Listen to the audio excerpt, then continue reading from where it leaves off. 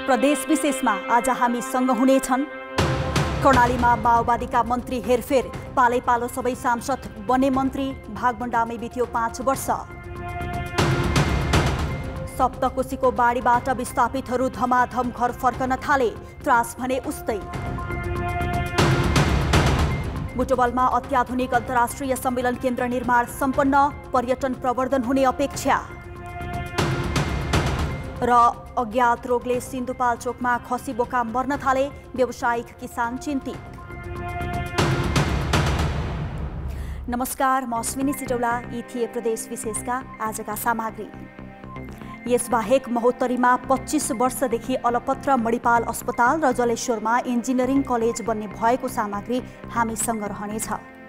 हेर्दै गर्नुहोस् प्रदेश विशेष, समाचार, समीक्षा र सन्देश।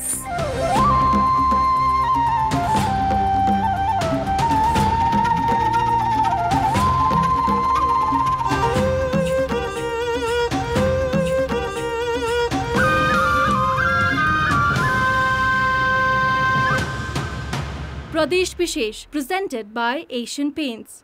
सुरुमा प्रदेश संक्षेप।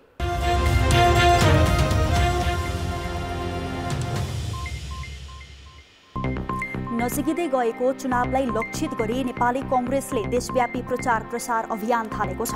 नेपाली कांग्रेस काभ्रेले निर्वाचन प्रचार प्रसार अभियान अन्तर्गत शुक्रबार जिल्लाका 13वटै स्थानीय तहका नेता तथा कार्यकर्ताको भेला मार्फत लोकतान्त्रिक अधिकार प्रयोग गर्न जनतालाई अपील गर्दै घर घरमा पुगेर जनधारणा बुझ्ने निर्णय गरेको हो। निर्वाचनको मौन अवधि अघिसम्म 3 चरणका अभियान सञ्चालन गर्ने नेपाली कांग्रेस काभ्रेको निष्कर्ष छ। उता गोर्खामा पनि जनताको साथमा नेपाली कांग्रेस अभियान सुरु भएको छ। मध्य प्रदेश सरकारले बलात्कार पीडित भनिएकी निहारिका सिंह राजपूतलाई 5 लाख दिने निर्णय गरेको छ। मध्य सरकारको मन्त्री परिषदको शुक्रबार बसेको बैठकले राजपूतलाई 5 लाख दिने निर्णय गरेको सरकारका प्रवक्ता एवं अर्थमन्त्री शैलेन्द्र प्रसाद शाहले जानकारी दिए। राजपूतलाई कानुनी लडाईँका लागि आर्थिक सहयोग गर्न मुख्य न्यायाधिवक्ताको सिफारिसमा सो रकम दिने निर्णय भएको प्रवक्ता शाहले जानकारी दिए। उच्च अदालत जनकपुरले निहारिकाको छोरा र पीडक भनिएका शिवराज श्रेष्ठको डीएनए परीक्षण गराउन केही दिन अघि आदेश दिएको हो। कपिल वस्तुको मायादेवी गाउँपालिकामा गोली हानी 1 जनाको हत्या गरिएको छ। अपरिचित 2 जना व्यक्तिले शुक्रबार दिउँसो बलुहवा बस्ने 50 वर्षका राम समुज पासीलाई गोली प्रहार गरी गम्भीर घाइते बनाएका थिए। उनको थप उपचारका लागि सदरमुकाम स्थित तौलीहवा अस्पताल ल्याइँदै गर्दा मृत्यु भएको प्रहरीले जनाएको छ। मुगुको एकमात्र रारा विमानस्थल वर्षौंदेखि पूर्वाधारविहीन अवस्थामा सञ्चालन भइरहेको छ। 2036 सालमा निर्माण भएको विमानस्थलमा अझै टर्मिनल टावर, यात्रु चेक जाँच र सुरक्षा पोस्ट जस्ता महत्त्वपूर्ण भौतिक संरचना बनेका छैनन्। टर्मिनल भवनको रूपमा काठको टहरो बनाएर काम चलाउने गरिएको छ। 2072 सालमा धावन मार्गको कालोपत्रे गर्ने काम सम्पन्न गरिए पनि अरू पूर्वाधार निर्माणलाई बेवास्ता गरिएको छ। राराताल घुम्न आउने पर्यटकका लागि निजी एयरलाइन्सले सुर्खेत र नेपालगञ्जबाट दैनिक 5 देखि 7 वटा उडान गर्दै आएका छन्। बारामा मुसहर समुदायले पालेका कालो जातको मगुरमा देखिएको नयाँ रोगको पहिचान गर्न विज्ञ टोली बस्तीमा पुगेको छ। कलैया उपमहानगरपालिका 14 भौरा टोलका मुसहर समुदायले पालेको कालो जातका बङ्गुर अज्ञात रोगका कारण मर्न थालेको समाचार कान्तिपुर टेलिभिजनमा प्रसारण भएको थियो। त्यसपछि हिजो भेटनरी अस्पताल तथा पशु सेवा विज्ञ केन्द्र कलैयाको टोलीले स्थलगत निरीक्षण गरेको थियो। डाक्टर राजचन्दन राय नेतृत्वको 6 सदस्यीय टोलीले बस्तीका बङ्गुरको स्वास्थ्य परीक्षण गरी रगतको नमुना सङ्कलन गरेको थियो। 15 दिनमा मुसहर समुदायले पालेका साना ठुला गरी 40 वटा बङ्गुर मरेका थिए। बेनी बागलुङ सडक खण्डमा सुक्खा पहिरो खस्दा यातायात अवरुद्ध भएको छ। बेनी नगरपालिका 2 हाङ्गे भिरमा सडक विस्तार गर्ने क्रममा खसेको पहिरोका कारण विद्युतको पुल ढल्दा बेनी नगरपालिकाको रत्नेचौर र ज्याम्रुककोट क्षेत्रमा विद्युत आपूर्ति बन्द भएको हो। सो क्षेत्रमा टेलिफोनका साथै इन्टरनेटको पनि अवरुद्ध भएको छ। बेनी बागलुङ सडकमा अवरुद्ध भएपछि प्रसारण कार्यालयले बेनीबाट पर्वतको मालढुङ्गा हुँदै बागलुङ जाने वैकल्पिक बाटो प्रयोग गर्न आग्रह गरेको छ। हामीसँग बाँकी नै छन्। महोत्तरीमा 25 वर्षदेखि अलपत्र मणिपाल अस्पताल र जलेश्वरमा इन्जिनियरिङ कलेज बन्ने स्थानीय उत्साहित। र बुटवलमा अत्याधुनिक अन्तर्राष्ट्रिय सम्मेलन केन्द्र निर्माण सम्पन्न, पर्यटन प्रवर्धन हुने अपेक्षा। प्रदेश विशेष प्रेजेन्टेड बाय एशियन पेन्ट्स। प्रदेश विशेषमा पुनः स्वागत छ। नेकपा माओवादी केन्द्रले कर्णाली प्रदेश सरकारमा आफ्ना मन्त्री हेरफेर गरेको छ। आफ्नो भागमा परेका 2 मन्त्री फिर्ता बोलाएर माओवादी केन्द्रले अरू 2 सांसदलाई मन्त्री बनाउने निर्णय गरेको हो। 2074 सालको निर्वाचनमा कर्णाली प्रदेश सभामा 13 सिट ल्याएको नेकपा माओवादी केन्द्रले सबै सांसदलाई मन्त्रीको पालो पुर्याउने भएको छ। तत्कालीन नेकपाबाट विभाजन भएपछि माओवादीका 2 सांसद धर्मराज रेग्मी र ठम्बर विष्ट पार्टी छाडेर नेकपा एमालेमा प्रवेश गरेपछि अहिले 11 सांसद छन्। नेपाली काङ्ग्रेस, माओवादी केन्द्र र नेकपा एकीकृत समाजवादीको गठबन्धन सरकारमा माओवादीले आफ्ना सबै सांसदलाई मन्त्रीको भाग पुर्याउने गरी जलस्रोत मन्त्री गणेश प्रसाद सिंह र आर्थिक मामिला तथा योजना मन्त्री बिन्दमान विष्टलाई फिर्ता बोलाएको छ। उनीहरूको जिम्मेवारी जाजरकोटका कृष्ण शाह र रुकुम पश्चिमका रातो कामीले पाउने भएका छन्। समावेशी बनाऊ भन्ने उद्देश्य राखेकै हो। उद्देश्य राख्दाखेरि अब उहाँहरू संयोगले उहाँहरू 2टा मात्रै, एउटा महिला हुनुहुन्छ, एउटा दलित मात्रै हुनु रहेछ, छुटेको 9 जना भइसकेको अवस्था हो। त्यो झन् राम्रो हो नि, भएकाहरू सबैले अवसर पाउने कुरा त राम्रो पनि त भयो। दलहरूमा देखिएको सत्ता लिप्साकै कारण 5 वर्षको अवधिमा 40 सिट रहेको प्रदेशसभामा 22 जना मन्त्री बनिसकेका छन् भने 3 पटक मुख्यमन्त्री परिवर्तन भएको छ।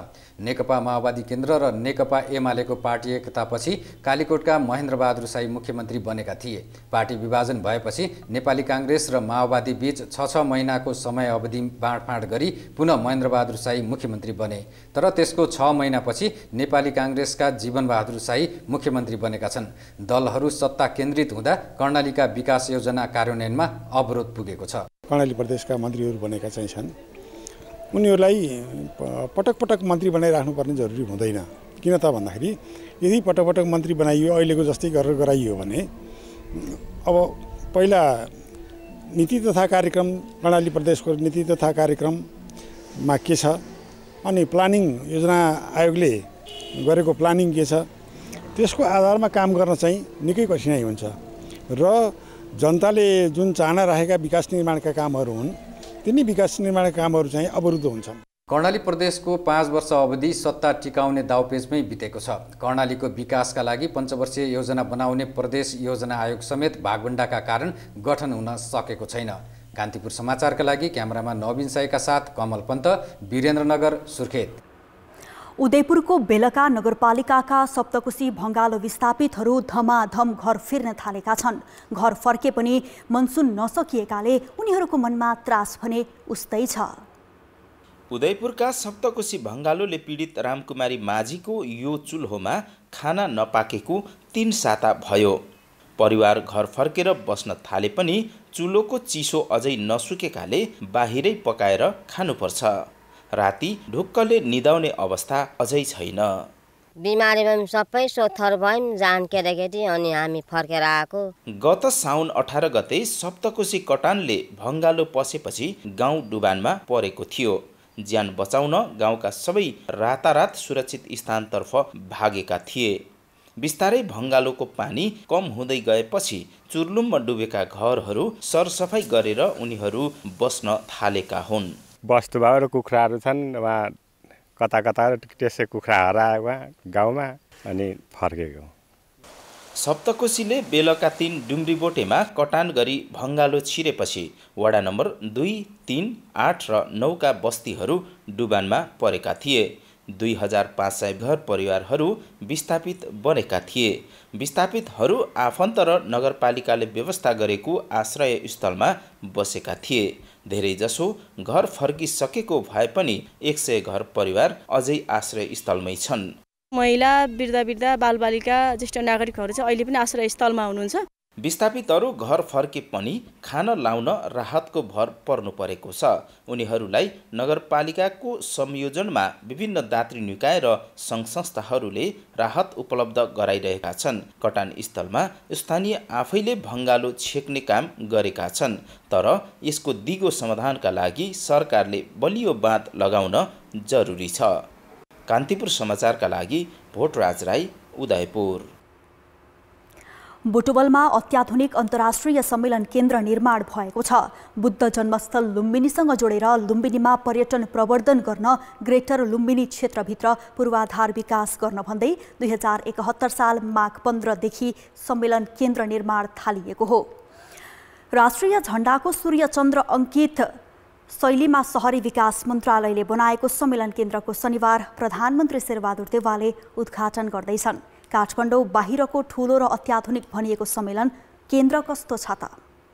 अन्तर्राष्ट्रिय स्तरका सभा सम्मेलन गोष्ठी र बैठकहरू गर्ने गरी बुटवलमा अन्तर्राष्ट्रिय सम्मेलन केन्द्र निर्माण भएको हो।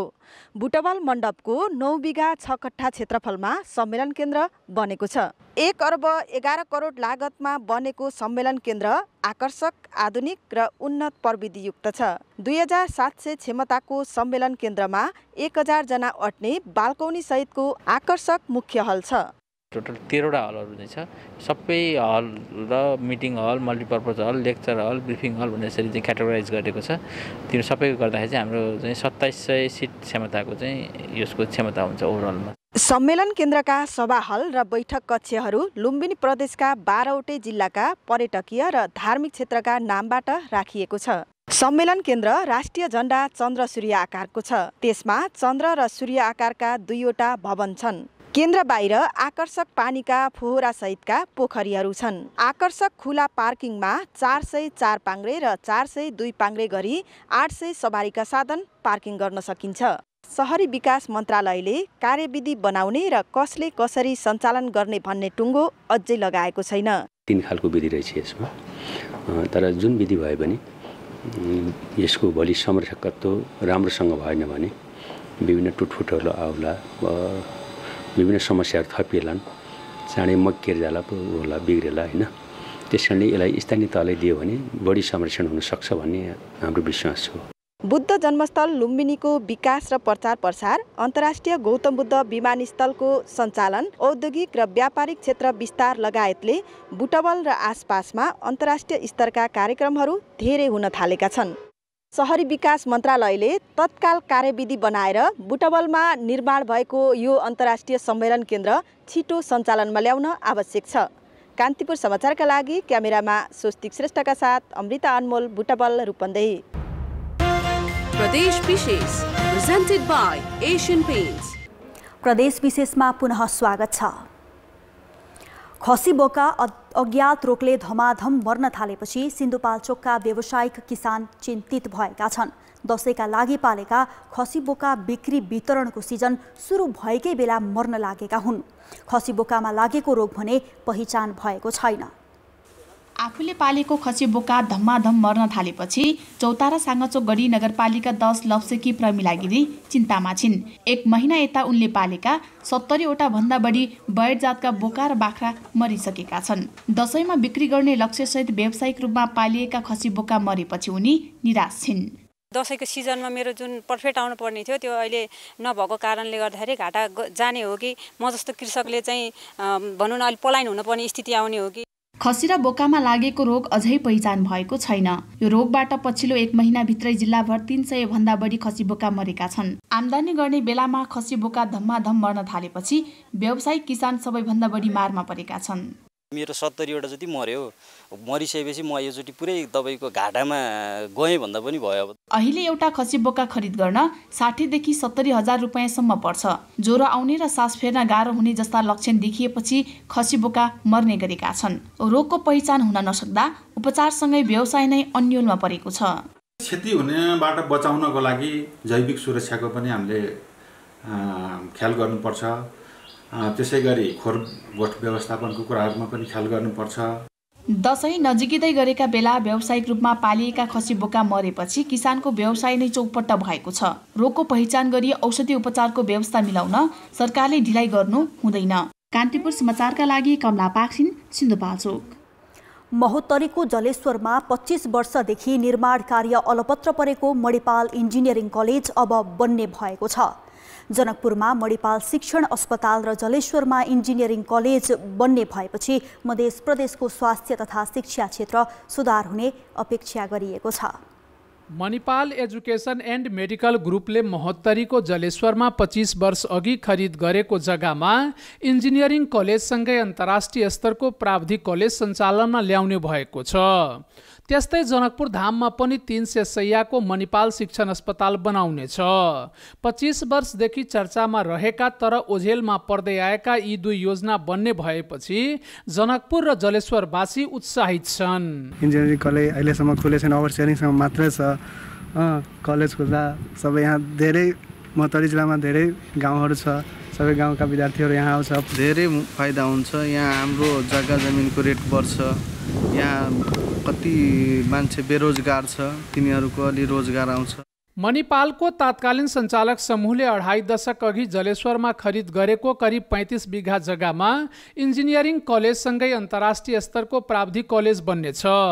जनकपुर धाममा पनि 300 शैय्याको शिक्षण अस्पताल सञ्चालनका लागि 20 वर्ष अघि गुठी संस्थानसँग भाडामा लिएर 27 करोडको लागतमा भौतिक संरचना समेत तयार गरेका छन्।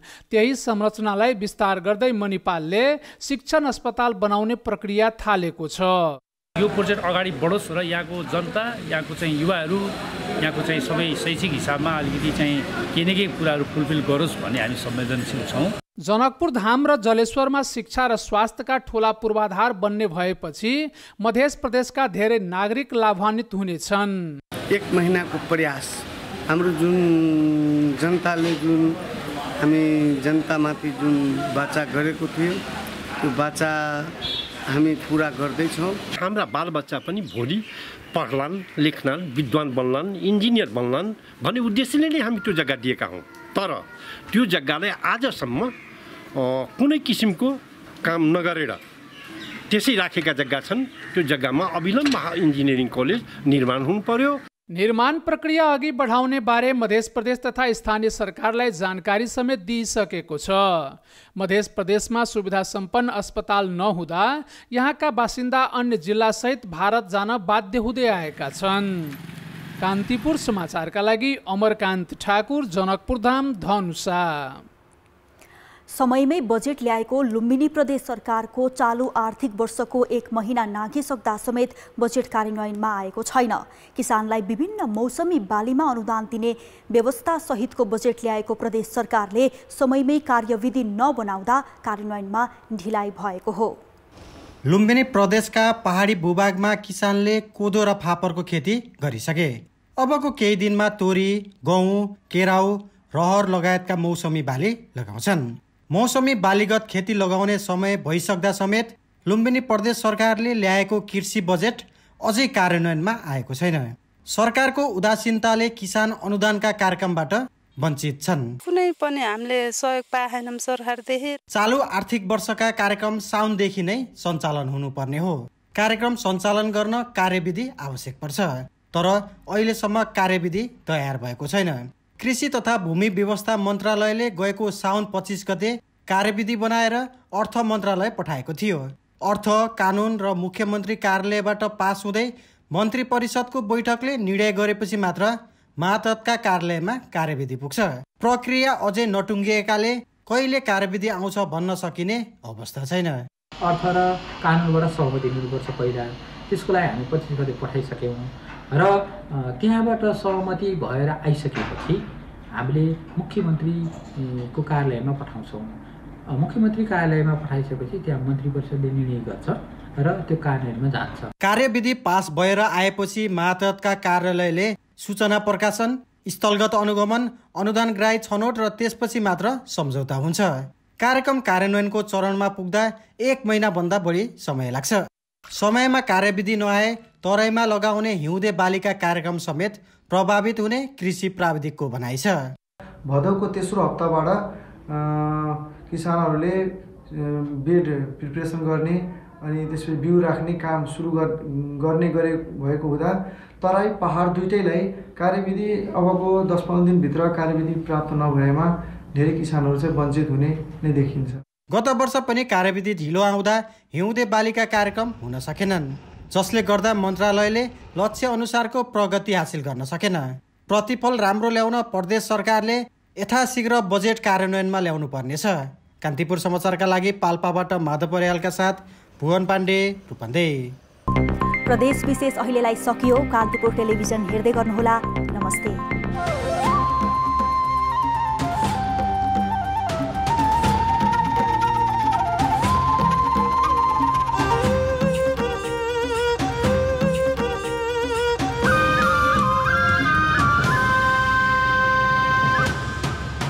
प्रदेश विशेष